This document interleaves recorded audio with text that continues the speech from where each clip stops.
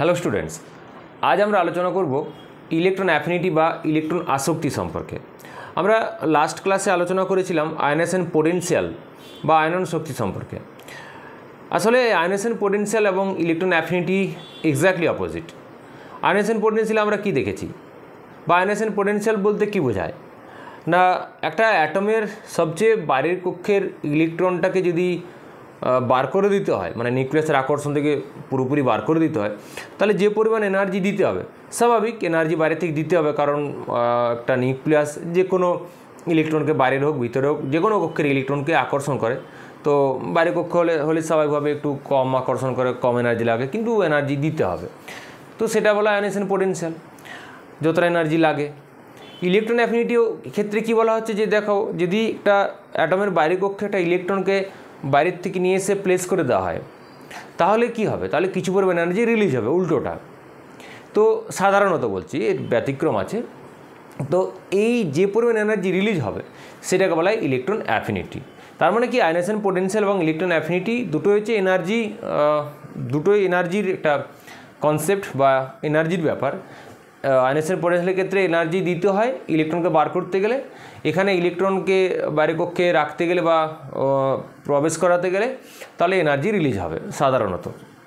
তো এবার আমরা এক্স্যাক্টলি দেখব যে সিচুয়েশানটা কেমন হয়। মানে এই যে আমি বললাম জাস্ট একটা সিম্পলিফাইড ওয়েতে বললাম, এবার এর এক্স্যাক্ট কন্ডিশনটা দেখব যে কোন কন্ডিশনে আমরা ইলেকট্রন অ্যাফিনিটি বলবো। ধরা যাক একটা অ্যাটম এ, সে কী অবস্থায় আছে না, গ্যাসীয় অবস্থায় আছে। গ্যাসিয়াস অ্যাটম আমরা আয়নেশন পোটেনশিয়ালেও দেখেছি, এটা কন্ডিশনটা মেনটেন করতে হবে। এটা ডিসক্রিট বা আমরা বলবো সেপারেট বলবো, আর ডিসক্রিট মানে পৃথক। আর এটা কি আছে, গ্রাউন্ড স্টেটে আছে, অর্থাৎ ভূমিস্তরে থাকা কোনো একটা পৃথক গ্যাসীয় পরমাণু তার বাইরের কক্ষে একটা ইলেকট্রনকে অ্যাড করব, রাইট? তার বাইরের কক্ষে ধরা যাক এর নিউক্লিয়াসের এই যেখানে এই লিখি, যেটা নিউক্লিয়াস, এইটা হচ্ছে বাইরের কক্ষ, এখানে আমরা এই ইলেকট্রনটাকে অ্যাড করাবো, তাহলে কিছু পরিমাণ এনার্জি রিলিজ হবে। তো যে পরিমাণ এনার্জি রিলিজ হবে সেটাকে বলা হয় ইলেকট্রন অ্যাফিনিটি বা ইলেকট্রন আসক্তি। এটাকে আমরা বলবো ইলেকট্রন অ্যাফিনিটি। এবার বলো যে ইলেকট্রন যদি অ্যাড করে দেওয়া হয় তাহলে কি হবে? আমরা দেখি যে আয়নেশন পোটেনশিয়ালে যদি ইলেকট্রন বার করে দেওয়া হয় তাহলে কী হয়? সে ক্যাটায়নে পরিণত হয়, স্বাভাবিক। নিউট্রাল অ্যাটমে থেকে যদি একটা ইলেকট্রন বার করে দেওয়া হয় ক্যাটায়ন হবে, আর যদি একটা ইলেকট্রন অ্যাড করে দেওয়া হয় তাহলে অ্যানায়ন হবে। তাহলে এখানে কি তৈরি হবে? এটা অ্যানায়ন হবে, এটা গ্যাসিয়াস অ্যানায়ন তৈরি হবে। এই এই যে এনার্জিটা রিলিজ হচ্ছে এটাকে আমরা বলছি ইলেকট্রন অ্যাফিনিটি, রাইট? এবার ইলেকট্রন অ্যাফিনিটির যদি আমরা ইউনিট দেখি, ইউনিট কী হবে? এর ইউনিট হচ্ছে এনার্জির ইউনিট। যেমন আমরা আয়নেশন পোটেনশিয়ালের ক্ষেত্রে দেখেছি এনার্জি কতটা দিতে হচ্ছে, এখানে কতটা রিলিজ হচ্ছে, তো এনার্জির ইউনিট। তো এনার্জির ইউনিট কী হয় না, ইভি পার অ্যাটম, মানে ইলেকট্রন ভোল্ট পার অ্যাটমে করা যেতে পারে। এটাকে আমরা ইলেকট্রন ভোল্টকে আমরা জুলে কনভার্ট করতে পারি, এটা মনে রাখবে। 1 electron volt is equal to 1.6 × 602 10⁻⁻19 joule. মানে 1 ইলেকট্রন ভোল্ট হচ্ছে একটা ইলেকট্রনের এসআই ইউনিটে যে চার্জ তত জুল। যাই হোক, ওখান থেকে ইলেকট্রন ভোল্ট পার অ্যাটম, সেখান থেকে পার মোল করে নিতে পারবে। পার মোল মানে তখন অ্যাভোগাড্রো নাম্বার দিয়ে মাল্টিপ্লাই করে দিলে আমরা কী পাবো? মোলে পেয়ে যাব। এটাকে আমরা ইউনিটটাকেই আমরা কিলো ক্যালোরি পার মোল বা কিলো জুল পার মোল, যে কোনো ইউনিটে আমরা একে এক্সপ্রেস করতে পারি। তাহলে এটা হলো ইউনিট। এবার আমরা দেখব যে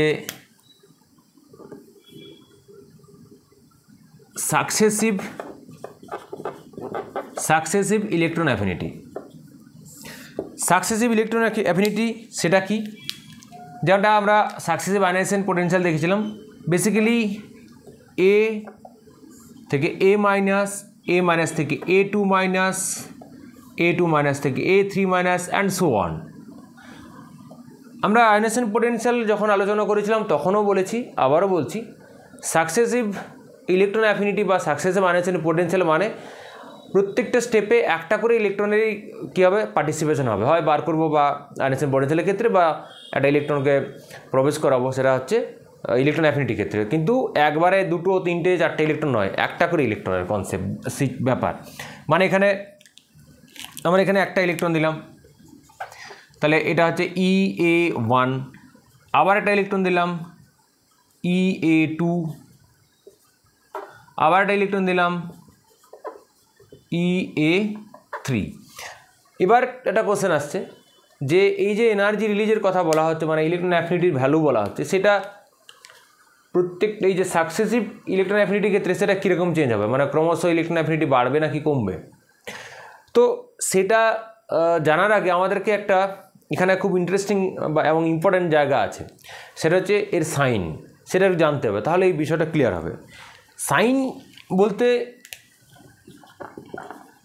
সাইন অফ ইলেকট্রন অ্যাফিনিটি। দেখো আয়নেশন পোটেনশিয়ালের যে সাইন আমরা আলোচনা করেছিলাম, সেখানে চিহ্ন নিয়ে কোনো সমস্যা ছিল না। এখানে ইলেকট্রন অ্যাফিনিটির ক্ষেত্রে সাইন নিয়ে একটা চিহ্ন, কোন প্লাস লিখবো নাকি মাইনাস লিখবো, সে নিয়ে একটা কনফিউশন হয়। এটা অনেকের মধ্যে এই কনফিউশনটা থেকেই যায়, ক্লিয়ার হয় না, যেভাবে হোক ক্লিয়ার হয় না। দেখো আয়নেশন পোটেনশিয়ালের ক্ষেত্রে আমরা সবসময় সাইন লিখি প্লাস, কারণ সেখানে এনার্জি দরকার হয়। এবার ইলেকট্রন অ্যাফিনিটির ক্ষেত্রে সাইন কী হতে পারে, ইলেকট্রন অ্যাফিনিটির সাইন প্লাস হতে পারে, আবার মাইনাস হতে পারে। এবং এবার দেখো এই সাইনটা আবার দুভাবে আমরা এক্সপ্রেস করতে পারি, একটা হচ্ছে ইলেকট্রন অ্যাফিনিটি বলে, আর একটা হচ্ছে থার্মোডাইনামিক্যালি বলতে, অর্থাৎ ডেলেজ দিয়ে। অর্থাৎ যে এই প্রসেসের জন্য, মানে থার্মোডাইনামিক্স অনুযায়ী আমরা যে ডেলেজ বলি, যে ইলেকট্রন গ্রহণ এনথালপি বলা হয়। তো ইলেকট্রন, তাহলে সেক্ষেত্রে ই এর আর সাইন আর ডেলেজের সাইন, মানে যদি ইলেকট্রন গ্রহণ এনথালপি দিয়ে বলি তাহলে একরকম হবে, ইলেকট্রন অ্যাফিনিটি দিয়ে বললে আরেকরকম হবে, এটা কনফিউশন হয়ে যায়। দেখো আয়নেশন পোটেনশিয়ালের ক্ষেত্রে এই কনফিউশন ছিল না। তাহলে কনফিউশন দূর করতে গেলে জাস্ট একটা জিনিস মাথায় রাখবে, এই একটা জিনিস মাথায় রাখলে সব কনফিউশন দূর হয়ে যাবে। ডেফিনেশনটা মাথায় রাখো। আয়নেশন পোটেনশিয়ালে কী বলা হয়েছে, আয়নেশন পোটেনশিয়ালে বলা হয়েছে যে এনার্জি রিকোয়ার্ড, আমি পুরোটা বলছি না, যে কতটা শক্তি দিতে হবে একটা ইলেকট্রনকে বার করতে গেলে। তাহলে এনার্জি যদি দিতে হয়, তার মানে এটা কি প্রসেস, এটা হচ্ছে এন্ডোথার্মিক প্রসেস, মানে এনার্জি গ্রহণ করে। যে প্রসেসের ক্ষেত্রে কী হয়, এনার্জি গ্রহণ হয়, অ্যাবজর্ব হয়, তাকে বলা হয় এন্ডোথার্মিক প্রসেস। আমরা থার্মোডাইনামিক্সের টার্ম অনুযায়ী জানি, যদি এন্ডোথার্মিক প্রসেসের ক্ষেত্রে কী হয়, ডেলেজ হয় পজিটিভ, রাইট, ডেলেজ হয় পজিটিভ। আবার আয়নেশন পোটেনশিয়াল আইপি হিসাবে যদি লিখি, তখন সাইন কী হবে। দেখো ডেফিনেশন কী বলছে, যে কতটা শক্তি দিতে হবে। ডেফিনেশন ওয়াইজ যদি সেইটাই ঘটে, মানে আমি কি বলতে চাইছি, যে আয়নেশন পোটেনশিয়ালে বলা হচ্ছে যে কতটা শক্তি দিতে হবে কিসের জন্য একটা ইলেকট্রনকে বার করতে। এবারে যদি প্র্যাকটিক্যালি শক্তি হতেই এনার্জি দিতে হয় ইলেকট্রনকে বার করতে, তাহলে সাইন হবে পজিটিভ, মানে যেটা ডেফিনেশনে বলা হচ্ছে সেটাই যদি হয় তাহলে হবে পজিটিভ। এটা আমার নিজস্ব একটা মানে এটা মনে করানো বা এটা কনফিউশন দূর করাটা আমার নিজস্ব পদ্ধতি। এটা দেখো, এটা কখনোই ভুল হবে না। অর্থাৎ ডেফিনেশনে যা বলা হয়েছে সেটাই যদি হয় তাহলে সাইন হবে পজিটিভ, সে আয়নেশন পোটেনশিয়াল হোক কি ইলেকট্রন অ্যাফিনিটি হোক। আর থার্মোডাইনামিক্স অনুযায়ী আমরা বলে দেবো যে যদি হিট রিলিজ হয় তাহলে ডেলেজ নেগেটিভ, আমরা জানি থার্মোডাইনামিক্স অনুযায়ী। আর যদি হিট অ্যাবজর্ব হয় তাহলে ডেলেজ পজিটিভ। তো ওটা নিয়ে কনফিউশন তো হবে না, কনফিউশনটা এইখানে নেই। ইলেকট্রন ইএ যদি দিয়ে প্রকাশ করি তখন সাইন কী হবে, অনেক সময় কম্পিটিটিভ এক্সামে পড়ে, যদি আমরা ভুল করে চলে আসি, ডেলেজ মানে ইএ বলা আছে, আমরা ডেলেজের সাইন বসিয়ে দিয়ে চলে আসি, তাহলে গোলমাল হয়ে যায়। এখন ইএর সাইন কী হবে, কি বলা হচ্ছে যে এর যে ডেফিনেশন, সেখানে বলা হচ্ছে যে কতটা এনার্জি রিলিজ হবে, কখন না যদি একটা ইলেকট্রনকে অ্যাড করা হয়, তাহলে একটা ইলেকট্রন যদি প্রবেশ করানো হয় বাইরের কক্ষে কোনো একটা অ্যাটমে, তাহলে কতটা এনার্জি রিলিজ হবে, সেইটা হচ্ছে ইলেকট্রন অ্যাফিনিটি। এবার প্র্যাকটিক্যালি যদি ইলেকট্রন এনার্জি যদি রিলিজে হয় তাহলে সাইন হবে পজিটিভ, আর যদি যেটা ডেফিনেশনে বলা আছে সেটা যদি না হয় তাহলে হবে নেগেটিভ। এখানেই দেখো, আমি এখানে যেটা লিখে রেখেছি এখানে বুঝতে পারবে। জেনারেলি কী হয়, মোস্ট অফ দ্য কেসেস আমি ধরেই নিচ্ছি যে প্রথমে যখন ইলেকট্রন দেওয়া হবে সে এনার্জি রিলিজ হয়। এখানেও ব্যতিক্রম আছে, সেটা আমি আসছি একটু পরে, নাইট্রোজেন ব্যতিক্রম, বেরিলিয়াম ব্যতিক্রম, যাই হোক সেটা ব্যতিক্রমের গল্প। এখানে আমরা যদি বলি এই জেনারেল কনসেপ্ট অনুযায়ী যে প্রথমে ইলেকট্রন অ্যাড করলে কিছু পরিমাণ এনার্জি রিলিজ হয়, তাহলে সংজ্ঞা অনুযায়ী বলা হচ্ছে যে এনার্জি রিলিজই হবে এবং প্র্যাকটিক্যালি দেখাচ্ছে এনার্জি রিলিজ হয়, তাহলে ই এর সাইন হবে পজিটিভ।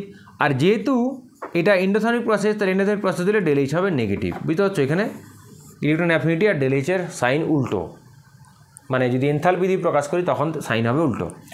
এবার এ মাইনাস থেকে এ টু মাইনাস, এবার ভেবে দেখো, এবার এই এ মাইনাস থেকে এ টু মাইনাস, কে টু মাইনাস থেকে এ থ্রি মাইনাস, যত আমরা এক্সট্রা আবার ইলেকট্রন একটা একটা করে ওই বাইরের কক্ষে দিতে থাকবো, ঢোকাতে থাকবো, তখন এনার্জি রিলিজ হবে না। কী হবে? এনার্জি ঘুরে দিতে হবে। কেন? কারণ এটা অলরেডি কি মাইনাস চার্জ হয়ে আছে। মাইনাস চার্জ মানে অলরেডি তার প্রোটনের থেকে ইলেকট্রন সংখ্যা বেশি, একটা ইলেকট্রন বেশি, তার মানে তার বাইরের কক্ষে অলরেডি ইলেকট্রন ডেনসিটি বেশি হয়ে গেছে, ইলেকট্রনের ঘনত্ব বেশি হয়ে গেছে, আগে যা ছিল তার থেকে এখন বেশি হয়ে গেছে। তো বেশি হয়ে গেলে এবার কী হবে? ও কি আর এক্সট্রা ইলেকট্রন নিতে চাইবে? যদি আবার এরপরে যদি আর একটা ইলেকট্রন দিতে যায়, এ মাইনাস থেকে টু মাইনাস করতে যায়, তাহলে ইলেকট্রনকে তো সেই ওই বাইরের কক্ষে রাখতে হবে। সেখানে কি হবে না, একটা ইনকামিং ইলেকট্রনের সঙ্গে ওই ইলেকট্রন ক্লাউডের একটা রিপালশন হবে। এই রিপালশন হওয়ার জন্য ওই আরেকটা ইলেকট্রন কী হবে না, ওই বাইরের কক্ষে সহজে ঢুকতে পারবে না। যদি ওই বাইরের কক্ষে ইলেকট্রনকে ঢোকাতে হয়, তাহলে এনার্জি বাইরে থেকে দিতে হবে। এনার্জি রিলিজ তো হবে না, এনার্জি বাইরে থেকে দিতে হবে। তো এখানে যা দিতে হবে, এখানে আরও বেশি দিতে হবে। বুঝতে পারছো, যত বেশি নেগেটিভ তত বেশি ইলেকট্রন বাইরে কক্ষে ইলেকট্রন ক্লাউডের ডেনসিটি তত বেশি রিপালশন ফোর্স ফেস করবে যে ইলেকট্রনটা ঢুকবে বাইরে কক্ষের ইলেকট্রন ক্লাউডের সঙ্গে, তাহলে তত বেশি এনার্জি দিতে হবে। তাহলে যত আমরা সাকসেসিভ ইয়েতে যাব, তখন সেটা কী হবে, ইলেকট্রন ঢোকালে কী হবে, এনার্জি রিলিজ তো হবে না, এনার্জি দিতে হবে, এবং বরং মোর অ্যান্ড মোর এনার্জি কী হবে, প্রয়োজন হবে। এখন সেক্ষেত্রে সাইন কী হবে? দেখো, এক্ষেত্রে ডেফিনেশন বলছে যে ইলেকট্রন বাইরে কক্ষে ঢোকালে এনার্জি রিলিজ হবে, কিন্তু এখানে কি দেখতে পাচ্ছি, যেখানে এনার্জি দিতে হচ্ছে, যদি উল্টোটা হয়ে যায় তখন এর সাইন হয়ে যাবে নেগেটিভ। আর তার মানে এটা কি প্রসেস? এটা হয়ে গেলো একটা এন্ডোথর্মিক প্রসেস, হিট অ্যাবজর্ব করছে। এন্ডোথর্মিক প্রসেস হলে কী হবে, ডেল এইচ পজিটিভ। তাহলে এইটা কী হবে, এটাও এক্ষেত্রেও তাই, এই ক্ষেত্রে সবগুলোই নেগেটিভ হবে আর ডেল এইচ হবে পজিটিভ। এবং যত এইদিকে সাকসেসিভ ইয়েতে যাব, তত বেশি নেগেটিভ আর তত ডেল এইচ মোর পজিটিভ, মানে এনার্জি দিতে হচ্ছে। এর সাইনের মানে হচ্ছে এই। তাহলে আশা করি এই সাইনের সমস্যা চিহ্ন নিয়ে আর কোনো প্রবলেম থাকবে না। এবার আমি যেটা বলছিলাম যে এইটা জেনারেলি কি হয়, জেনারেলি এই ফার্স্ট ইলেকট্রন অ্যাফিনিটি হয় পজিটিভ বা ডেল এইচ হয় নেগেটিভ, কিন্তু কিছু এক্সেপশনাল কেস আছে, যেমন নাইট্রোজেন, বেরিলিয়াম, ম্যাগনেসিয়াম, এদের আয়নেশন ফার্স্ট থেকেই এদের এনার্জি দিতে হয়। এদের ইলেকট্রন অ্যাফিনিটি প্রথম থেকেই নেগেটিভ হয়। ইলেকট্রন অ্যাফিনিটি নেগেটিভ, ইলেকট্রন গ্রহণ এনথালপি পজিটিভ, এদের প্রথম থেকেই হয়। কেন হয় না হয় আমরা একটু পরে আসবো, যখন এক্ষুনি আলোচনা করব যে ইলেকট্রন অ্যাফিনিটি কোন কোন বিষয়ের উপর নির্ভর করে, তো সেখানে আমরা এই এক্সাম্পলগুলো পেয়ে যাব। যাই হোক, তাহলে আমরা কী জানলাম, যে ইলেকট্রন অ্যাফিনিটি কী, এর কনসেপ্ট জানলাম, এর ইউনিট জানলাম, সাকসেসিভ ইলেকট্রন অ্যাফিনিটি জানলাম, আর একটা ইম্পর্ট্যান্ট একটা পয়েন্ট আলোচনা করলাম, সেটা হচ্ছে এর সাইন সম্পর্কে, রাইট। এবার আমরা আলোচনা করব যে ইলেকট্রন অ্যাফিনিটি, কোনো একটা এলিমেন্টের ইলেকট্রন অ্যাফিনিটি কোন কোন বিষয়ের উপর ডিপেন্ড করে, বা যখন বেসিক্যালি কোশ্চেনে দেয় যে দুটো এলিমেন্ট দিয়ে দিল, তাদের মধ্যে ইলেকট্রন অ্যাফিনিটি কম্পেয়ার করো, কার বেশি কার কম, তাহলে আমাদেরকে জানতে হবে যে কোন কোন ফ্যাক্টরস ইলেকট্রন অ্যাফিনিটির ওপর প্রভাব ফেলে। দেখো, বেসিক্যালি কনসেপ্টটা কি না, ইলেকট্রন অ্যাফিনিটি হচ্ছে একটা অ্যাটমের বাইরে কক্ষে একটা ইলেকট্রনকে আমরা কী করবো, প্লেস করবো, রাখবো।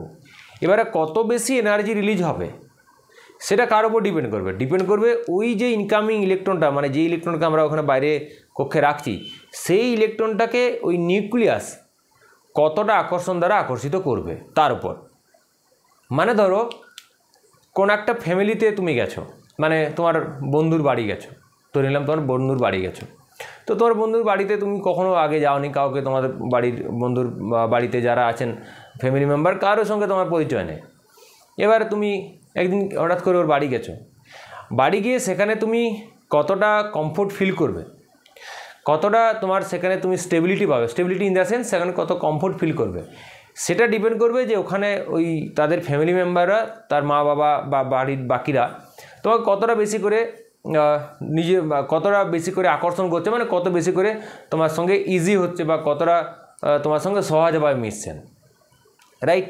অর্থাৎ এই যে বাইরের কক্ষে একটা ইলেকট্রন আমরা কী করছি, বা একটা অ্যাটমের বাইরের কক্ষে একটা ইলেকট্রনকে আমরা রাখছি, ধরা যাক এটা অ্যাটম, তার এটা হচ্ছে নিউক্লিয়াস, এটা হচ্ছে বাইরের কক্ষ। এবার এটা বাইরের থেকে ইলেকট্রন, মানে এটা ধরো বন্ধুর বাড়ি, তো এবার তুমি বাইরের থেকে এখানে এসেছো, তার বাড়িতে এখানে বসে আছো, এখানে একটা চেয়ারটা দেওয়া আছে, এখানে নিউক্লিয়াস মানে বাড়ির যে কোর মেম্বার, মানে বাবা মা যারা আছেন, তারা তোমাকে কতটা আপন করে নিচ্ছেন বা কতটা বেশি ভালোবাসছেন, কতটা তোমার সঙ্গে সহজ হচ্ছেন, তার উপর তুমি ওখানে কতটা কমফোর্ট ফিল করবে তার উপর ডিপেন্ড করবে। সিমিলার থিংস, এখানে যে ইলেকট্রনটা আসছে, এই ইলেকট্রনকে নিউক্লিয়াস কত আকর্ষণ বল দ্বারা আকর্ষণ করবে। যদি বেশি আকর্ষণ বল দ্বারা আকর্ষণ করে তাহলে বেশি এনার্জি রিলিজ হবে, যদি কম আকর্ষণ বল দ্বারা আকর্ষণ করে তাহলে কম এনার্জি রিলিজ হবে। As simple as that. এটা হচ্ছে মূল কনসেপ্ট। দেখো আমরা যে পয়েন্টগুলো আলোচনা করব, এই পয়েন্টগুলো আসলে তো এমন নয় যে কোথাও হাইপোথেটিক্যাল ভাবনা ব্যাপারটা বা কোনো রুলস বিরাট বড় ব্যাপারটা তা নয়, এই কনসেপ্ট থেকে আমরা এই পয়েন্টগুলো নিয়ে এসেছি। দেখো একটা একটা বলবো, এর সঙ্গে ম্যাচ করাতে পারবে। তার মানে বেসিক্যালি হচ্ছে যদি নিউক্লিয়াস এই ইনকামিং ইলেকট্রনকে বেশি করে আকর্ষণ করে, সে যে কোনো কারণের জন্য হোক, তাহলে কি হবে, তাহলে তোমার তখন বেশি এনার্জি রিলিজ হবে। যদি কম আকর্ষণ করে কম এনার্জি রিলিজ হবে। যদি বিকর্ষণ করে মানে ধরো তুমি তোমার বন্ধুর বাড়ি ঢুকলে, তোমাকে দরজা বেল দিলে আর দরজা খুলেই তোমাকে ঢুকতেই দিল না, তার আগেই বাড়ির যারা সদস্যরা আছে তোমাকে সেখান থেকে বার করে দিল, তাহলে কী হবে, এনার্জি রিলিজ তো হবেই না। এবারে ধরা যাক তুমি জোর করে চাইছো, তোমার বন্ধু চাইছে জোর করে তোমাকে ওর বাড়িতে নিয়ে যাবে, ঢোকাবেই, তাহলে ওর বাড়ির লোকের উপর এক্সট্রা প্রেসার বা ফোর্স ক্রিয়েট করতে হবে, তাহলে হবে ব্যাপারটা, তখন এনার্জি দিতে হবে।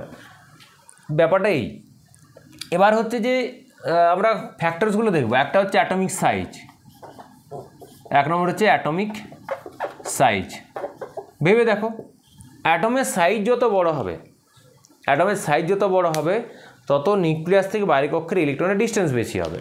নিউক্লিয়াস থেকে বাইরের কক্ষের ইলেকট্রন ডিস্টেন্স যদি বেশি হয়, ধরা যাক এই একটা কন্ডিশন, আমি আর একটা কন্ডিশন নিচ্ছি। এই একটা অ্যাটম, তার এইটা হচ্ছে নিউক্লিয়াস, এটা বাইরের কক্ষ এটা, আর এখানে ইলেকট্রনটা ইনকামিং ইলেকট্রন এখানে আসবে, এখানে আমরা একটা ইলেকট্রনকে প্লেস করব, এখানে আমরা ইলেকট্রনকে প্লেস করতে চাইছি। দেখো এখানে এই ইলেকট্রন থেকে এই নিউক্লিয়াস থেকে ইলেকট্রনের ডিস্টেন্স কি অনেক বেশি, এখানে যে ইলেকট্রন এখানে আসবে এখান থেকে এই ডিস্টেন্স অনেক কম, ফলে এই নিউক্লিয়াস এই ইলেকট্রনকে অনেক বেশি ফোর্স দ্বারা আকর্ষণ করবে এর তুলনায়, ফলে এখানে বেশি এনার্জি রিলিজ হবে এর তুলনায়। তাহলে এখান থেকে কী কনক্লুশনে আসা গেল, যে সাইজ যদি বড় হয় ইলেকট্রন অ্যাফিনিটি কম হবে, মানে কম এনার্জি রিলিজ হবে। আর যে সাইজ যদি বেশি হয়, মানে সাইজ যদি ছোটো হয়, তাহলে ইলেকট্রন অ্যাফিনিটি বেশি হবে, মানে বেশি এনার্জি রিলিজ হবে। ক্লিয়ার? তাহলে অ্যাটমিক সাইজ যদি ইনক্রিজ করে, এখানে লিখছি অ্যাটমিক সাইজ, এখানে লিখছি ইলেকট্রন অ্যাফিনিটি।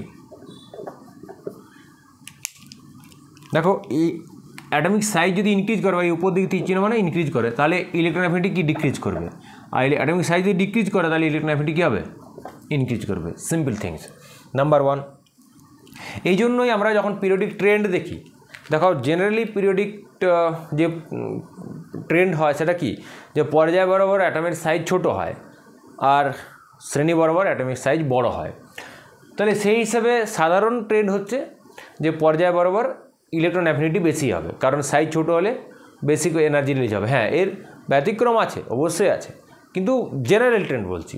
আর শ্রেণী বরাবর কী হয়, ইলেকট্রন অ্যাফিনিটি কমে। এটারও আবার এর কি এক্সেপশন আছে, যখন আমরা ডি ব্লক মূল্য যাব তখন উল্টোটা হয়ে যায়, তখন একদম এক্স্যাক্টলি রিভার্স হয়ে যায়, তো সেটা পরে আসছে আমি। কিন্তু জেনারেল ট্রেন্ড হচ্ছে পর্যায় বরাবর ইলেকট্রন অ্যাফিনিটি বাড়বে কারণ সাইজ ছোটো হয়, আর শ্রেণী বরাবর ইলেকট্রন অ্যাফিনিটি কমবে কারণ সাইজ বড় হয়। তাহলে অ্যাটমিক সাইজ গেল। সেকেন্ড ফ্যাক্টরস হচ্ছে নিউক্লিয়ার চার্জ। ওই আয়নাইজেশন পোটেনশিয়ালের মতোই ওই ফ্যাক্টরসগুলো ভাবো। নিউক্লিয়ার চার্জ জেড, আবার যদি ভালো করে বলতে হয় যে effective nuclear charge Z star, দেখো জেড স্টার অলরেডি আমরা অ্যাটমিক স্ট্রাকচার যখন আলোচনা করেছি তখন আলোচনা সম্ভবত করেছি, পিরিয়ডিক প্রপার্টিতেও আলোচনা করা হয়েছে। ওখানে দেখবে স্ক্রিনিং, হ্যাঁ এই পিরিয়ডিক প্রপার্টির যে আমার প্লেলিস্ট বানানো আছে ওখানেই পাবে। স্ক্রিনিং বা শিল্ডিং বলে একটা ভিডিও আছে ওখানে, একদম একটা সিঙ্গেল ভিডিও আছে, সেখানে ভালো করে দেখবে, তাহলে বুঝতে পারবে জেড স্টার হচ্ছে জেড মাইনাস সিগমা। এই ইফেক্টিভ নিউক্লিয়ার চার্জ বেসিক্যালি কি, যে সেটা হচ্ছে যে এই নিউক্লিয়াস আর এই যে এই ইলেকট্রনটা যে বাইরে কক্ষে আসছে, এই নিউক্লিয়াস আর ইলেকট্রনের মাঝে যে অরবিটালগুলো আছে তারা এই ইলেকট্রনকে, ইনকামিং ইলেকট্রনকে নিউক্লিয়াসের আকর্ষণ থেকে অনেকটা আড়াল করে, যেটাকে আমরা বলি স্ক্রিনিং। এবার আড়াল করলে কি হয়, এর যা ক্ষমতা, এর অ্যাকচুয়াল যা জেড মানে তার প্রোটন সংখ্যা মানে নিউক্লিয়ার চার্জ, এই প্রোটনে তো অ্যাকচুয়ালি পজিটিভ চার্জটা ক্রিয়েট করে এবং ইলেকট্রনকে আকর্ষণ করে। এর যতগুলো প্রোটন আছে ঠিক ততগুলো প্রোটনের যা ক্ষমতাটা পুরোপুরি সে কাজে লাগাতে পারে না কাকে, একে আকর্ষণ করার ক্ষেত্রে। কেন? কারণ তার মাঝেই অরবিটালগুলো একে স্ক্রিন বা একে আড়াল করে রাখে। এটা আমরা বলি স্ক্রিনিং ইফেক্ট বা আবরণী প্রভাব বলা হয়। এটা এখানে তো আমার বোঝানোর মতো স্কোপ নেই। আমার স্ক্রিনিং যেখানে আমার একটা অলরেডি ভিডিও বানানো আছে ওখানে দেখে নেবে, তাহলে ব্যাপারটা ক্লিয়ার হবে। আগে ওটা দেখবে, তারপরে এই পোর্শনটাতে আবার আসবে, এখানে পজ করে ওটা দেখে নেবে। যাই হোক, তো জেড স্টার যত বেশি হবে কার প্রতি, এই পেরিফেরি, এটা বলে বাইরের যে তোমার কক্ষ বা অরবিটকে বলে পেরিফেরি। এই পেরিফেরি এই ইলেকট্রন মানে যে ইলেকট্রন এখানে ইনকাম ইলেকট্রন আসবে বাইরে, তো পেরিফেরিতে এই ইলেকট্রনের প্রতি যদি জেড স্টার বেশি হয়, মানে এর প্রতি ইফেক্টিভ অ্যাট্রাকশন ফোর্স বা ইফেক্টিভ নিউক্লিয়ার চার্জ যদি বেশি হয়, তাহলে স্বাভাবিক এই ইলেকট্রনকে বেশি বলে টানবে, তাহলে বেশি এনার্জি রিলিজ হবে, তখন ইলেকট্রন অ্যাফিনিটি বেশি হবে, তখন ইলেকট্রন অ্যাফিনিটি বেশি পজিটিভ হবে। আর ডেলিজ বললে বেশি নেগেটিভ হবে, উল্টোটা আমি সাইন সম্পর্কে একটু আগে বললাম। তাহলে দেখো নিউক্লিয়ার চার্জ যদি বাড়ে,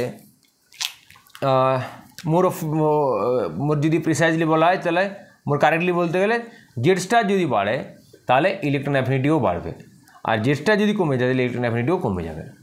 যদি বেশি করে আড়াল করে দেয় তাহলে কম আকর্ষণ দ্বারা অ্যাকচুয়ালি মানে ইফেক্টিভ আকর্ষণটা কম হয়ে যাবে, ফলে কম এনার্জি রিলিজ হবে। এটা হলো নিউক্লিয়ার চার্জের ব্যাপার।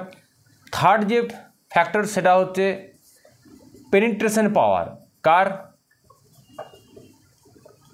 কার না, into which per of orbital into which the incoming electron placed। কি বলা হচ্ছে যে পেনিট্রেশন পাওয়ার বা ভেদন কমাতে, এটা নিয়েও আমার আলোচনা আছে ওখানে এই অ্যাটমিক এই পিরিয়ডিক প্রপার্টিতেই। যদি প্রিভিয়াস ভিডিওগুলো দেখো সেখানেও পেনিট্রেশন পাওয়ার নিয়ে না, অ্যাকচুয়ালি আয়নেশন পোটেনশিয়াল, হ্যাঁ আলাদা করে পেনিট্রেশন পাওয়ার বলে আলাদা করে কোনো ভিডিও নাই, শুধু ওই আয়নেশন পোটেনশিয়াল যখন ফ্যাক্টরসগুলো আলোচনা করা আছে সেখানে পেনিট্রেশন সম্পর্কে একটা খুব সুন্দর একটা গল্পের ছলে একটা আমি ব্যাপারটা বুঝিয়েছি, দেখবে ভালো লাগবে, বুঝতেও পেরে যাবে। তো আমি ওটা রিপিট করছি না, ওখানে দেখে নেবে, তারপরে এটাতে আসবে আবার। পেনিট্রেশন পাওয়ার যদি একদম যদি এক কথায় বলি তাহলে হচ্ছে যে এই যে অরবিটালগুলো আছে না, এসপিডিএফ, এরা 4 ভাই, আমি এইভাবেই গল্পটা বলেছিলাম।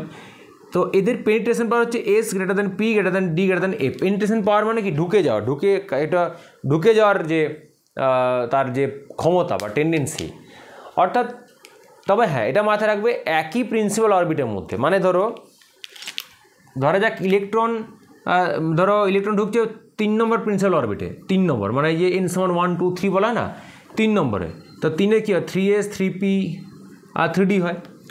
এবার এই 3 নম্বরের সঙ্গে যদি একই ধরা যাক বলা হয়, যদি তোমাকে বলা হয় যে অপশান দেওয়া হলো যে দেখো ইলেকট্রন যদি 3s-এ ঢুকে আর যদি 3p-তে ঢুকে, আর যদি ইলেকট্রনটা 3d-তে ঢুকে, মানে যে এক্সট্রা বাইরে থেকে ইলেকট্রন আসছে সেটা যদি 3s-এ ঢুকে বা 3p-তে ঢুকে বা 3d-তে ঢুকে, তাহলে কি সেম এনার্জি রিলিজ হবে? এইটা যদি বলা হয়, অর্থাৎ একই মুখ্য শক্তি স্তরের অন্তর্গত যে উপশক্তি স্তর তাদের মধ্যে তুলনা হবে, কখনোই এই 2s সঙ্গে 3 এর মানে 2s 2pর সঙ্গে 3s 3pর কোনো তুলনা হবে না। আমি ওই মাস্তুতো পিস্তুতো ভাই বোন দিয়ে বলেছিলাম, একটু দেখে নেবে, তাহলে ব্যাপারটা ক্লিয়ার হবে।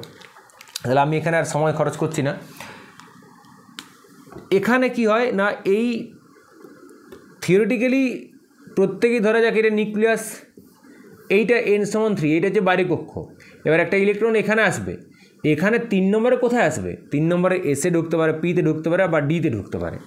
তো থিওরিটিক্যালি কি নিউক্লিয়াস থেকে ডিস্টেন্স তো 3 এর এস হোক, পি হোক, ডি হোক, প্রায় একই, মানে একই, তাহলে তো সেম এনার্জি রিলিজ হওয়ার কথা। কিন্তু একটু চেঞ্জ হয়, বিরাট কিছু আলাদা, বিরাট কিছু কি বলবো যে ডিফারেন্স না হলেও কিছুটা ডিফারেন্স তৈরি হয়।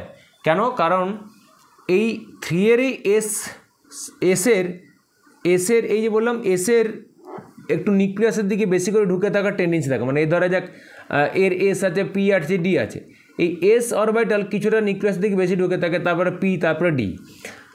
তার ক্ষমতাই সেরকম বেশি, এসের পেনিট্রেশন পাওয়ারই বেশি, ও নিউক্লিয়াস দিকে বেশি করে পেনিট্রেট করে থাকে। তারপরে পি, তারপরে ডি। এফের আরও কম, যদি এফ থাকে, ঠিক তো এফ নাই। তাহলে এখানে কি বুঝলাম, যে যদি ইলেকট্রন এসে ঢুকে আর যদি ইলেকট্রন পিতে ঢুকে, তাহলে বুঝতে পারছো ইলেকট্রনটা এসে ঢোকা মানে একটু বেশি নিউক্লিয়াসের কাছে থাকবে, একটু বেশি আকর্ষণ হবে, তাহলে একটু বেশি এনার্জি রিলিজ হবে। যদি পিতে ঢুকে, তাহলে এস থেকে এসে ঢুকলে যতটা এনার্জি রিলিজ হচ্ছিলো তার থেকে একটু কম এনার্জি রিলিজ হবে, কারণ একটু দূরে আছে, একটু ডিস্টেন্স বেশি হলে আকর্ষণ কম হয়ে যায়। ডিতে আরও কম হবে। যদি কারো এফ থাকে, তো এই যদি এফে হয় তাহলে আরও কম হবে। তাহলে এইটা হচ্ছে ব্যাপার, যে কোন তোমার অরবিটালে ইলেকট্রনটা ঢুকছে, কোন সাবসেল ইলেকট্রন ঢুকছে, সেই সাবসেলের পেনিট্রেশন পাওয়ার উপরও ডিপেন্ড করে। তবে হ্যাঁ, তুলনা করার সময় একই প্রিন্সিপাল লেভেলে হতে হবে। তুমি ধরা বললাম, এখানে অনেকেই কনফিউশনে মানে পড়ে যায়, ভুলভাল করে দেয়, যে ঠকানোর জন্য কোশ্চেনে দেওয়া থাকে 2s আর 2p, বলা হলো যে 2pতে ইলেকট্রন ঢুকছে আর 3s ইলেকট্রন ঢুকছে, তাহলে কোথায় বেশি এনার্জি রিলিজ হবে? তোমরা হয়তো ভাববে এসের থেকে পি এর পেনিট্রেশন পাওয়ার কম, তাহলে এখানে বেশি এনার্জি রিলিজ হবে। একদমই নয়।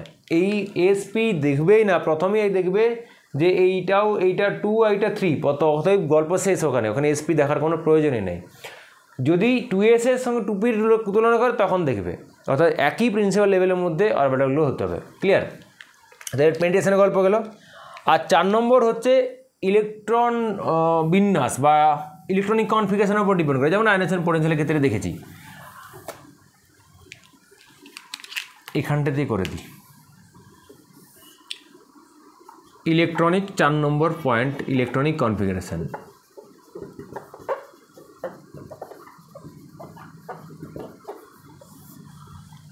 বেসিক্যালি বাইরের কক্ষের, কারণ ইনার সেলের তো নিয়ে কোনো মাথা ব্যথা নেই, ইনার সেলের কোনো অ্যাক্টিভিটি থাকে না। ইলেকট্রন বিন্যাসের ব্যাপারটা কি দেখো, আয়নেশন পোটেনশিয়ালেও দেখেছি আর এখানেও দেখছি। দেখো, যদি স্টেবল সিচুয়েশনে কেউ থাকে, তো সে কি আনস্টেবল হতে চাইবে? চাইবে না তো। মানে ধরো তোমার যা কিছু নিড, তুমি সব কিছু, তোমার যা কিছু নিড সব কিছু তুমি পেয়ে গেছো, এবার তুমি এক্সট্রা নিতে চাইবে না। মানে তুমি যা চাইছো, তুমি যা কিছু নিড, তোমার সব কিছু তোমার হাতের কাছে আছে, অ্যাভেলেবেল। তাই তোমার কাছে এক্সট্রা যদি আসে, তাহলেও তোমার ডিস্টার্ব তৈরি হবে, তোমার সমস্যা তৈরি হবে। আর তোমার কাছ থেকে যদি কিছু নেওয়া হয়, তাহলে তোমার সমস্যা তৈরি হবে। অর্থাৎ এখানেও সেরকম, ইলেকট্রন যদি ভ্যালেন্সিয়াল ইলেকট্রন বিন্যাস যদি এমন হয় যে স্টেবল কনফিগারেশন আছে, যে ফুলফিল আছে বা অক্টেট ফিল আপ হয়ে আছে, অর্থাৎ যদি স্টেবল কনফিগারেশনে থাকে, তাহলে সে চাইবে না ইলেকট্রন এক্সট্রা নিয়ে সে আর কনফিগারেশনটা আনস্টেবল করতে চাইবে না। যেমন আয়নেশন পোটেনশিয়ালের ক্ষেত্রে দেখেছি ইলেকট্রন ছাড়তে যাবে না স্টেবল হয়ে গেলে, এখানে সেরকম স্টেবল হলে ইলেকট্রন নিতেও চাইবে না। যেমন ছাড়তে যাবে না, তেমন ইলেকট্রন নিতেও চাইবে না। তার জন্য আমরা জানি যে নিষ্ক্রিয় গ্যাসগুলো রাসায়নিক বিক্রিয়ায় অংশগ্রহণ করে না। কারণ কি? তারা ইলেকট্রন ছাড়তেও চায় না, ইলেকট্রন নিতেও চায় না, ইলেকট্রন শেয়ারও করতে চায় না। ফলে তারা কোনোভাবে বন্ডিংয়ে পার্টিসিপেট করে না, মানে রাসায়নিক বিক্রিয়ায় পার্টিসিপেট করে না। কেন? তাদের ওই স্টেবল ইলেকট্রন কনফিগারেশনের জন্য। যেমন ধরো, যদি আমরা গ্রুপ 2 লিখি, গ্রুপ 15, গ্রুপ 18 আর গ্রুপ 12, এদের দেখা যায় ইলেকট্রন অ্যাফিনিটি অত্যন্ত কম। অত্যন্ত কম। কীরকম? যেমন ধরো গ্রুপ 2তে কারা আছে? Alkaline earth metal, beryllium, magnesium, calcium, strontium, barium, radium. এদের বাইরের কক্ষের ইলেকট্রন বিন্যাস হচ্ছে NS2। মানে ধরো বেরিলিয়াম হচ্ছে 2s2, বেরিলিয়াম হচ্ছে 2s2। এবার গ্রুপ গ্রুপ 15 এদের বাইরে কক্ষ হচ্ছে NH2NP3, মানে ধরো নাইট্রোজেনের গ্রুপ, যেমন ধরো নাইট্রোজেনের 2s2 2p3। গ্রুপ 18 হচ্ছে NH2NP6, মানে ধরো যেমন ধরো তোমার নিয়ন 2s2 2p6। গ্রুপ 12, মানে গ্রুপ 12 কাদার ওই জিঙ্ক ক্যাডমিয়াম মার্কারি ওদের গ্রুপটা, মানে এদের কি হয় না NH2 আর N-1D10 এইরকম। এরা দেখো এরা প্রত্যেকেই স্টেবল কনফিগারেশন আছে, কারণ স্টেবল বলতে তার মানে এই নয় যে সবাই ইনার্ট গ্যাস কনফিগারেশন পেয়েছে। আমি স্টেবল বলতে বলছি যে তারা হয় তাদের ভ্যালেন্স শেল ফুলফিল আছে, না হয় হাফ ফিল আছে। হুন্স রুল অনুযায়ী তো আমরা জানি যে হাফ ফিল ফুলফিল থাকলে বেশি স্টেবল হয়, বা তারা ইনার্ট গ্যাস কনফিগারেশন পেয়ে গেছে। দেখো এই গ্রুপ 2তে যারা আছে তাদের সবাই বাইরে NH-এর 2টো ইলেকট্রন আছে, তো ওয়ানে তার NH-এর 2টো ইলেকট্রন থাকে, তাহলে তাদের NP-তে ইলেকট্রন নাই, তার মানে স্টেবল ইলেকট্রন কনফিগারেশন আছে, তাহলে এদের ইলেকট্রন অ্যাফিনিটি কম হয়। এই ফসফরাস মানে নাইট্রোজেন গ্রুপে, নাইট্রোজেনের তো বেরিলিয়াম নাইট্রোজেনের এতই কম, এরা তো ফার্স্ট ইলেকট্রন অ্যাফিনিটি হচ্ছে তাদের নেগেটিভ, মানে প্রথম থেকে এনার্জি দিতে হয়, এনার্জি তো রিলিজ হয় না, মানে ওরা ইলেকট্রন নিতে চায় না। প্রথম থেকে ইলেকট্রন নিতে গেলে বা ইলেকট্রন দিতে গেলে এনার্জি বাইরে থেকে ফোর্স দিয়ে দিতে হয়।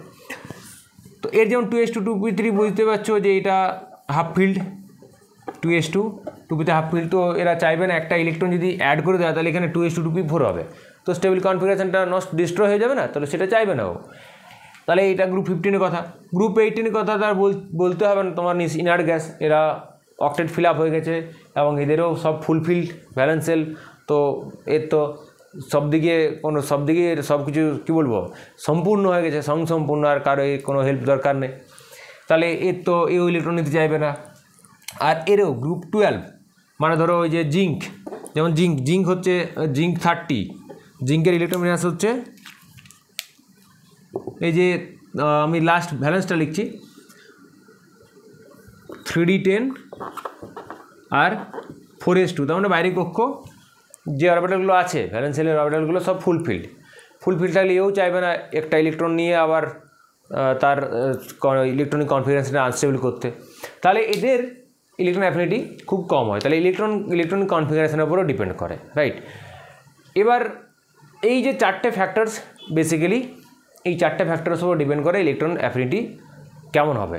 এবার আমরা কিছু এক্সেপশনাল কেস দেখব, যেমন ধরো অ্যাটমিক সাইজের কথা বলছিলাম, যে অ্যাটমিক সাইজ যদি ছোট হয় তাহলে ইলেকট্রন অ্যাফিনিটি বেশি হবে, আর যদি বড় হয় তাহলে ইলেকট্রন অ্যাফিনিটি কম হবে। কিন্তু একটা এক্সাম্পল নাও, যেমন ধরো লিথিয়াম আর বেরিলিয়াম। এখন লিথিয়ামের থেকে বেরিলিয়ামের তো সাইজ ছোট, তো লিথিয়ামের থেকে বেরিলিয়াম সাইজ যদি ছোট হয় তাহলে এক্সপেক্টেড হচ্ছে বেরিলিয়ামের ইলেকট্রন অ্যাফিনিটি বেশি হওয়ার কথা, লিথিয়ামের কম হওয়ার কথা, কিন্তু উল্টোটা হয়। অ্যাকচুয়ালি কী হয়, লিথিয়ামের গ্রেটার দ্যান বেরিলিয়াম হয়। ইনফ্যাক্ট বেরিলিয়ামে তো পজিটিভ ইলেকট্রন এনার্জি দিতে হয়, কেন? তার কারণটা এইটা, লিথিয়ামের হচ্ছে লিথিয়ামের হচ্ছে 3, মানে 1:2s1, আর বেরিলিয়াম কত 4, মানে 1:2s2। বুঝতে পারছো, যদি এখানে ইলেকট্রন প্লেস এখানে ইলেকট্রন যদি এখানে একটা ইলেকট্রন দিতে হয় তাহলে ইলেকট্রন কোথায় ঢুকবে, 1:2s2 হবে, এখানে ইলেকট্রন ঢুকবে, অর্থাৎ হাফ ফিল্ড ছিল ফুল ফিল হবে, বরং স্টেবিলিটি বাড়বে।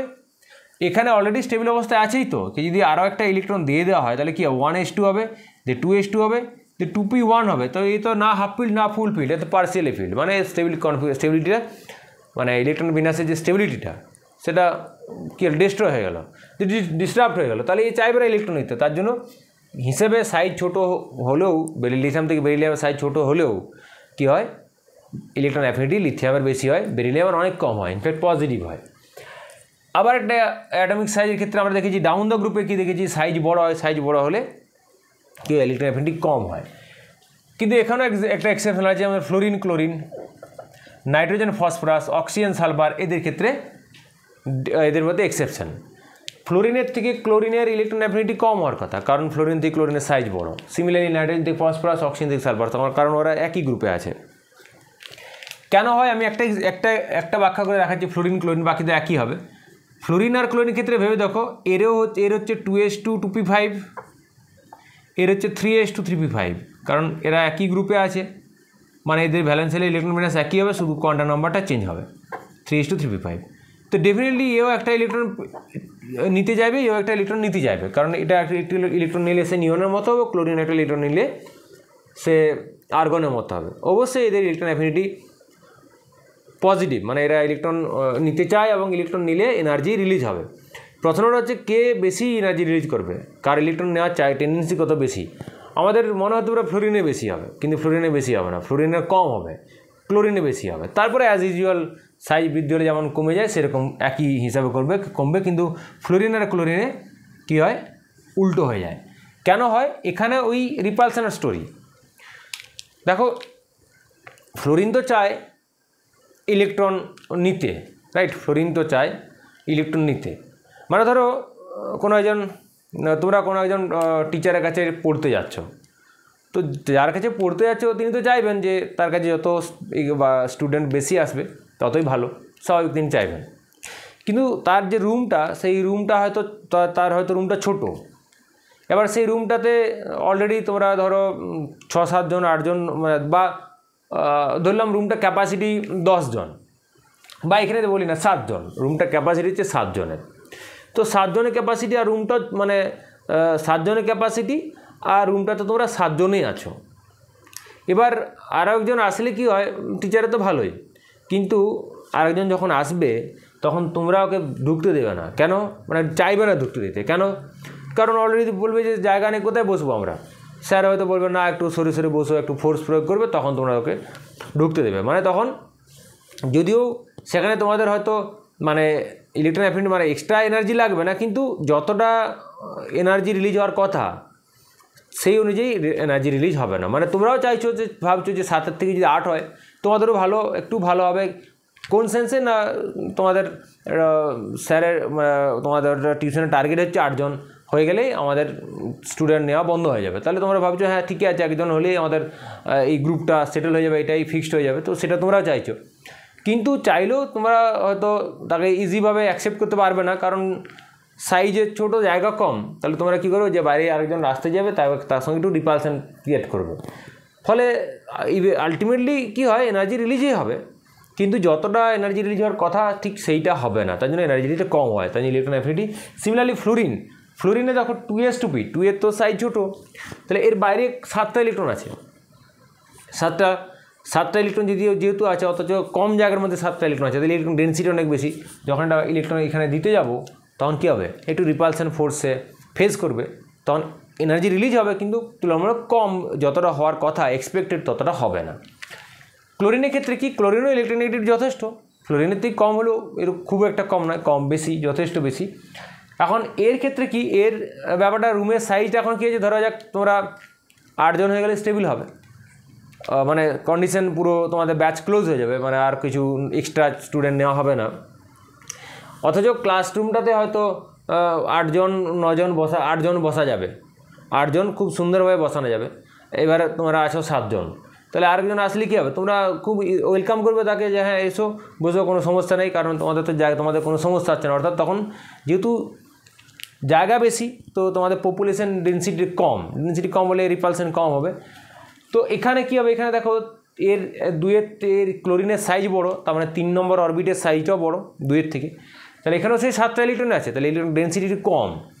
ইলেকট্রন ডেন্সিটি কম হলে যে বাইরে কক্ষে এক্সটার্নাল বাইরে থেকে যে ইলেকট্রন এখানে আসবে সেইভাবে কোনো রিপালশন ফোর্স ফেস করবে না, ফলে অনেক বেশি এনার্জি রিলিজ হবে কার তুলনায়, ফ্লোরিনের তুলনায়। তাহলে হিসেবে আমাদের মনে হতে পারে ইলেকট্রোনেগেটিভিটি কনসেপ্ট অনুযায়ী এর বেশি হওয়ার কথা, এর কম হওয়ার কথা, কিন্তু এই কারণের জন্য ক্লোরিনের বেশি হয়, ফ্লোরিনের একটু কম হয়। সেম সিচুয়েশন নাইট্রোজেন ফসফরাস এবং অক্সিজেন সালফারের ক্ষেত্রে।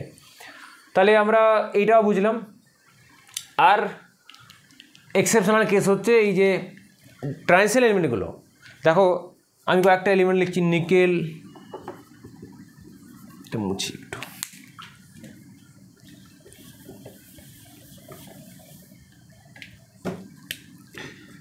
Nickel, palladium, platinum, copper, silver, gold, zinc, cadmium, mercury, মানে এইগুলো এদের যারা ট্রান্সিশনাল এলিমেন্টগুলো আছে।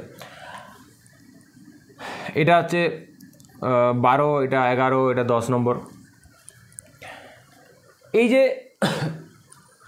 এই গ্রুপগুলো, এদের আরও 8, 9, 8 সবারই আয়রন টায়রন সবার গ্রুপের ক্ষেত্রেই বলছি, আমি জাস্ট 3টে লিখলাম। এদের এই দিক থেকে যখন এই দিকে যাবো, মানে যখন ডাউন দ্য গ্রুপে যাবো, থিওরিটিক্যালি কী হওয়ার কথা, ইলেকট্রন অ্যাফিনিটি কম হওয়ার কথা, কিন্তু ইলেকট্রন অ্যাফিনিটি বেশি হবে।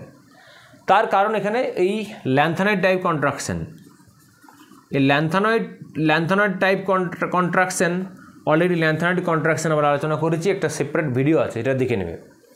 বেসিক্যালি এখানে কী হয়, যা এখান নিকেল থেকে প্যালাডিয়াম বা প্যালাডিয়াম থেকে প্ল্যাটিনাম গেলে কী হয় না, নিউক্লিয়ার চার্জ অনেক বেশি বৃদ্ধি পায়, 18 একক বা 32 একক বৃদ্ধি পায়। অর্থাৎ আমি ওই চুম্বক আর লোহার একটা পেরেক দিয়ে এই গল্পটা বলেছিলাম, ব্যাপারটা বুঝিয়েছিলাম, এটা দেখলেই বুঝতে পারবে। তাহলে নিউক্লিয়াসকে আমরা একটা চুম্বক বলেছিলাম আর ইলেকট্রনকে একটা লোহার পেরেক বলেছিলাম। তো চুম্বকের ক্ষমতা যদি বেশ বাড়তে থাকে তাহলে কী হবে, তার আকর্ষণ করার ক্ষমতা বাড়বে। আবার এই যে নিউক্লিয়াস আর এই চুম্বক, অর্থাৎ নিউক্লিয়াস আর বাইরের কক্ষের ইলেকট্রনের মাঝে যে অরবিটালগুলো আছে তারা কী করে, তারা স্ক্রিন করে, তারা চায় ওই নিউক্লিয়াস বাইরে ইনকামিং ইলেকট্রনকে আকর্ষণ কম করুক। আবার নিউক্লিয়াস ক্ষমতা বাড়লে নিউক্লিয়াস চাইবে বেশি করে আকর্ষণ করি। এবার এদের মধ্যে তুল্যমূল্য বিচার হবে, যদি নিউক্লিয়াসের ক্ষমতা যে হারে বাড়ছে আর স্ক্রিনিংও বাড়ছে, এরাও বাড়ছে, বিরোধী পক্ষ এই পক্ষ দুজনেই বাড়ছে। এবার নিউক্লিয়ার চার্জ যে হারে বাড়ছে সেই হারে যদি স্ক্রিনিং না বাড়ে তাহলে আলটিমেটলি কী হবে, নিউক্লিয়াসের বাইরের কক্ষের ইলেকট্রনের প্রতি, মানে যে ইলেকট্রন যে বাইরের কক্ষে ঢুকছে তার ইনকামিং ইলেকট্রনের প্রতি আকর্ষণ বেশি হবে, ফলে এনার্জি বেশি রিলিজ হবে। নিকেল থেকে প্যালাডিয়াম থেকে প্ল্যাটিনামে কী হয়, জেড অনেক বেশি বৃদ্ধি পায়, মানে প্রোটন সংখ্যা অনেক বেশি বৃদ্ধি পায়, হয় 18টা, এখান থেকে এখানে 18টা, এটা 28, এটা 46, এটা আর 18 আর 32টা যোগ করো তাহলে 78। অর্থাৎ এখানে নিউক্লিয়ার চার্জ বেশি হচ্ছে, কিন্তু সেই হিসাবে সেই হারে স্ক্রিনিং বা জেড সিগমা বাড়ছে না। আমরা কি জানি, effective nuclear charge Z star, Z নিয়ে কোনো কিছু নেই, সব কিছু জেড স্টার নিয়ে, কারণ কার্যকরী। আমি তোমাদের একটা সেই প্রফিট লসের কথা বলেছিলাম, বা ইনকাম আর খরচের কথা বলেছিলাম, যে তুমি কত ইনকাম করছো সেটা বড় কথা নয়, কত তুমি খরচ করছো এবং আলটিমেটলি কতটা বাড়িতে পৌঁছাচ্ছ সেটা হচ্ছে বড় কথা। এইটা হচ্ছে তার নিউক্লিয়ার চার্জ, এইটা কতটা তার চার্জটাকে বাধা দিচ্ছে, এইটা বাদ দিয়ে দিলে আমরা পাবো ইফেক্টিভ বা কার্যকরী। ল্যান্থানয়েড কন্ট্রাকশনে একদম খুব ডিটেলস আলোচনা করা আছে, ওখানে দেখে নেবে, তারপরে এই ভিডিওটা দেখবে, তাহলে আরও সহজে বুঝতে পারবে। সরি, এখানে এই স্ক্রিনিং সে আরে বাড়ে না, কারণ স্ক্রিনিং পাওয়ার আমরা জানি S > P > D > F, D এবং এফের অনেক কম। এই নিকেল থেকে প্যালাডিয়াম বা প্যালাডিয়াম থেকে প্ল্যাটিনাম গেলে কী হয়, নিউক্লিয়াসের বাইরের কক্ষে এক্সট্রা অরবিটাল হিসেবে ডি বা এফ ঢুকতে থাকে, আর ডি আর এফের স্ক্রিনিং পাওয়ার কম, স্ক্রিনিং কম বৃদ্ধি হচ্ছে, সেই হারে তার থেকে বেশি বৃদ্ধি হচ্ছে নিউক্লিয়ার চার্জ, ফলে জেড স্টার এই যে বিয়োগ করলে কী হবে, আলটিমেটলি বেশি বৃদ্ধি হচ্ছে। ফলে নিকেল থেকে প্যালাডিয়াম থেকে প্ল্যাটিনাম বা যত ডাউন দ্য গ্রুপ যাবো ফর ট্রান্সিশনাল এলিমেন্ট, তাদের কী হবে, তাদের ক্ষেত্রে ইলেকট্রন অ্যাফিনিটি বেশি হবে, কারণ তাদের ইনকামিং যে ইলেকট্রনটার প্রতি আকর্ষণ তত বাড়বে, ফলে বেশি এনার্জি রিলিজ হবে। তো এইটা একটা এক্সেপশনাল ব্যাপার। তো এই গেল মোটামুটি ইলেকট্রন অ্যাফিনিটি সম্পর্কে যা কিছু ডিসকাশন। তোমাদের যদি কোনো মনে কোশ্চেন থেকে থাকে তো অবশ্যই কমেন্ট বক্সে জানাও, বা যদি কোনো জায়গায় বুঝতে অসুবিধা হচ্ছে, কোনো এক্সট্রা কিছু মনে হচ্ছে যে হ্যাঁ এটা একটু ভালো করে বললে ভালো হয়, অবশ্যই কমেন্ট বক্সে জানাও। এবং তার সঙ্গে যদি কোনো স্পেসিফিক কোশ্চেন থাকে কোনো কম্পিটিটিভ এক্সামের বা যে কোনো এক্সাম এই ইলেকট্রন অ্যাফিনিটি সম্পর্কে, বা অন্যান্য যে ভিডিওগুলো তা আছে, যা ক্লাস আমার এখানে আছে, সেখানে যে টপিকটা দেখছো সেখানে যদি কোনো কোশ্চেন তোমরা না পাচ্ছ, বুঝতে না পারছো, বা কোনো কোশ্চেন পেয়ে যাচ্ছ, কোনো কম্পিটিটিভ এক্সামের কোশ্চেন পাচ্ছ, সেটা অবশ্যই কমেন্ট বক্সে জানাও, আমি সেগুলো নিয়ে অবশ্যই আলোচনা করব। ওকে, দেখতে থাকো, দেখা হচ্ছে নেক্সট ক্লাসে।